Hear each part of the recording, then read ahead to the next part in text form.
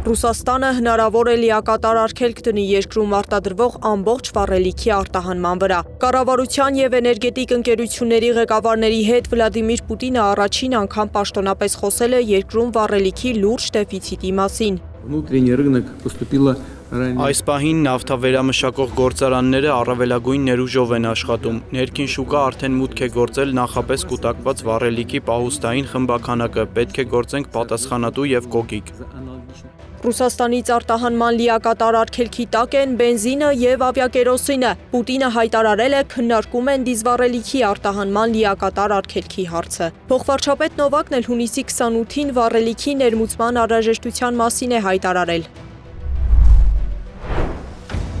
Վառելիքի ներմուծման հնարավորությունը դիտարկվում է որպես ռուսական վառելիքի շուկայում կայունություն ապահովելու միջոցներից մեկը։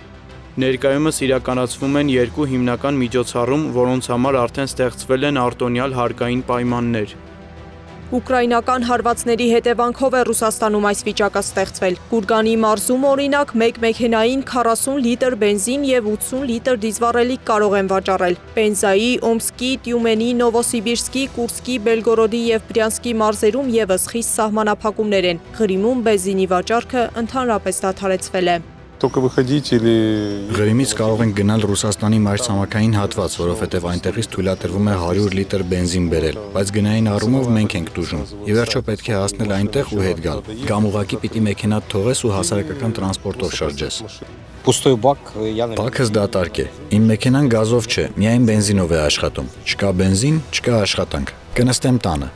Ռուսաստանը 2023-ին է առաջին անգամ բախվել վառելիքի դեֆիցիտի խնդրին։ 2023-ին ու 24-ին արտահանման մասնակի սահմանափակումներ է դրել։ 25-ի հոկտեմբերին էլ դիզելի ու ծովային նավթամթերքի վրա է արգելք դրել, որ կավարտվի այս տարվա հուլիսին։ Այս ընթացքում ԵԱՏՄ անդամ երկրները, այդ թվում Հայաստանը, արտոնյալ կարգավիճակ ունեին, բայց վերջին հայտարարություններում ԵԱՏՄ-ի բացառության մասին այլևս չի նշվում։ Ռուսական բենզինը, որը քվոտավորված է, իսկ մենք միշտ գիտենք, որ այնտեղ մենք մեր ունենք, ինքը նաև համեմատաբար էժան է միջին եվրոպական գներից։